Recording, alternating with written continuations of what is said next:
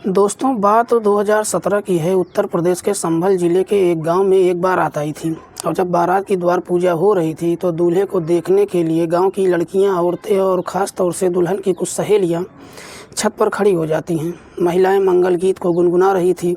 दुल्हन की सहेलियां और लड़कियां सभी दूल्हे को देखने का प्रयास कर रही थी और जैसे ही उन सब की नज़रें दूल्हे पर पड़ती है वो सभी आपस में कानाफूसी करती हुई अजीब तरह की बातें करने लगती हैं। दरअसल जो दुल्हन थी वो बेइंतहा खूबसूरत थी और जो दूल्हा था वो दुल्हन के मुकाबले बेहद औसत और कम खूबसूरत था। दूल्हे के नैन नक्श भी दुल्हन के मुकाबले बेहद कम अच्छे थे। ये बात पूरे गांव में और शादी में चर्चा का विषय बन जाती है।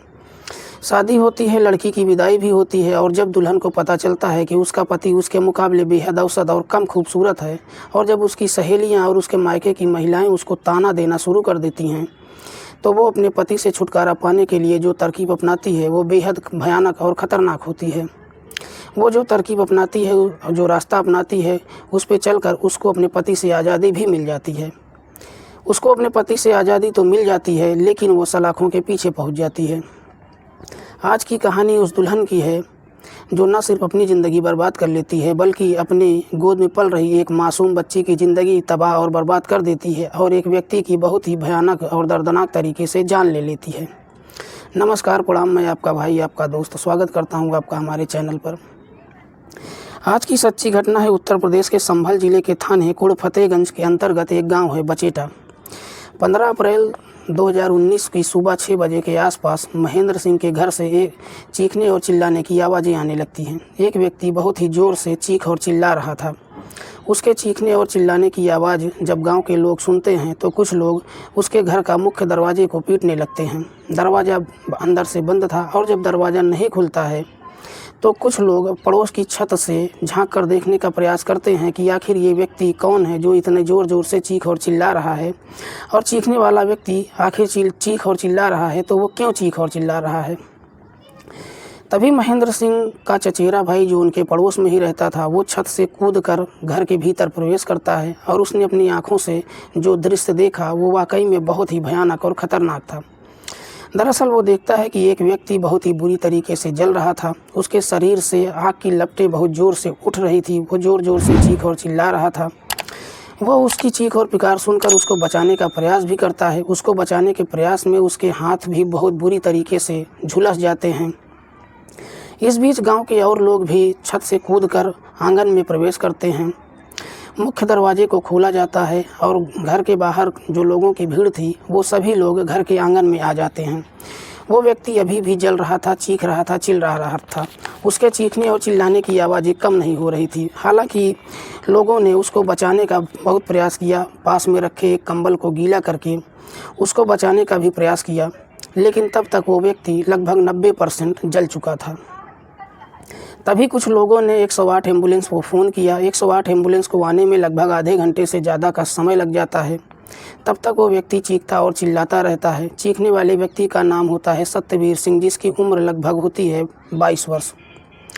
108 एम्बुलेंस जब आधे घंटे के बाद आती है तो लोग उसको 108 एम्बुलेंस की सहायता से हॉस्पिटल में भर्ती करवाते हैं। हॉस्पिटल में ही वो पुलिस के अधिकारियों को जो कहानी बताता है उसे सुनकर हर कोई भावुक हो जाता है। इसी बीच हॉस्पिटल में उसका छोटा भाई हरवीर सिंह और उसके पिता महेंद्र सिंह भी हॉस्पिटल में आते हैं।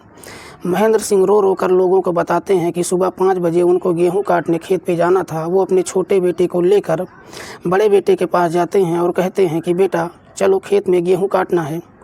उनका बड़ा बेटा कहता है कि मेरी तबीयत कुछ ख़राब है पापा, अगर मैं थोड़ी देर से खेत पे आऊँ तो क्या कोई दिक्कत तो नहीं है।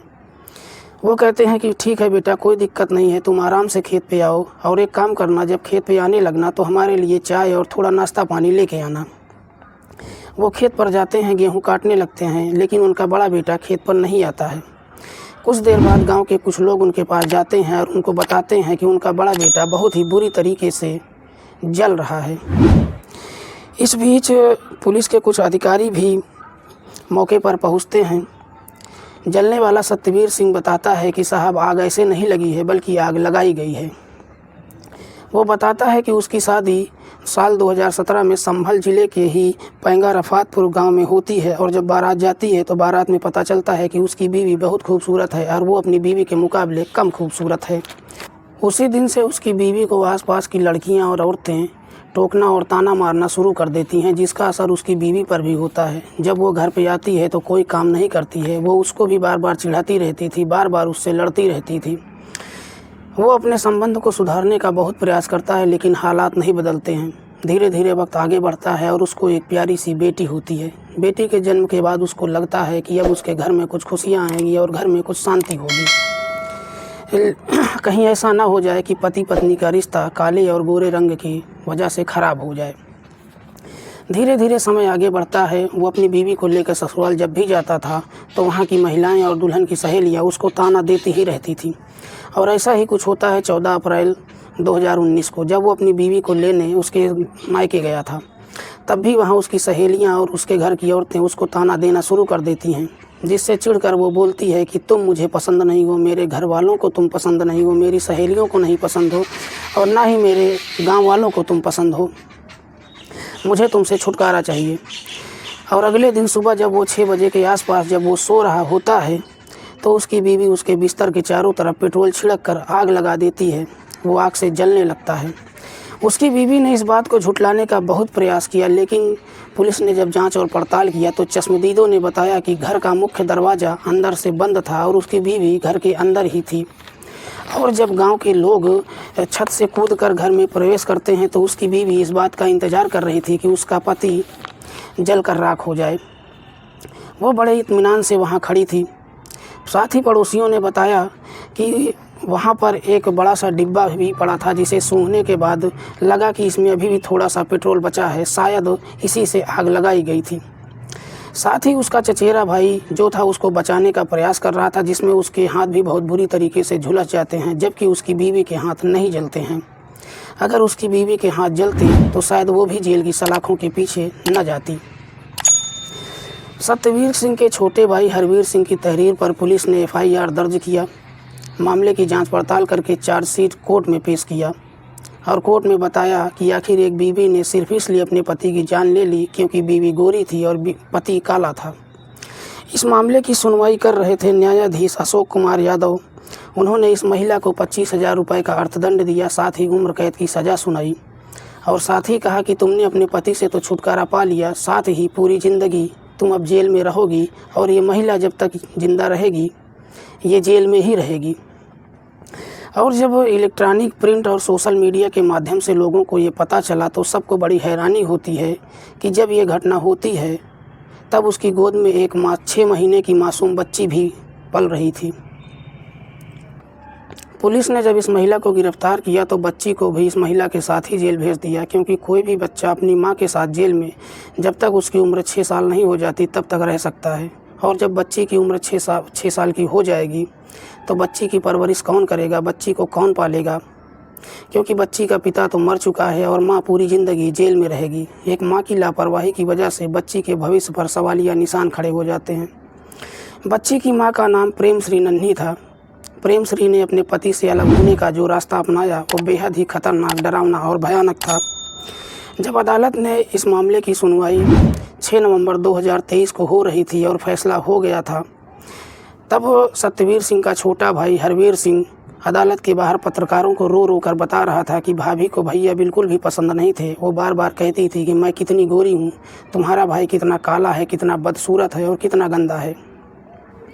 यदि भाभी को भैया बिल्कुल भी पसंद नहीं थे तो वो कानून का दूसरा सहारा लेकर उनसे तलाक भी ले सकती थी और उनसे अलग होकर अपनी एक ज़िंदगी नई शुरुआत कर सकती थी। लेकिन जो रास्ता उन्होंने भैया को मार कर अपनाया है वो रास्ता बेहद ख़तरनाक है और बेहद ही डरावना है।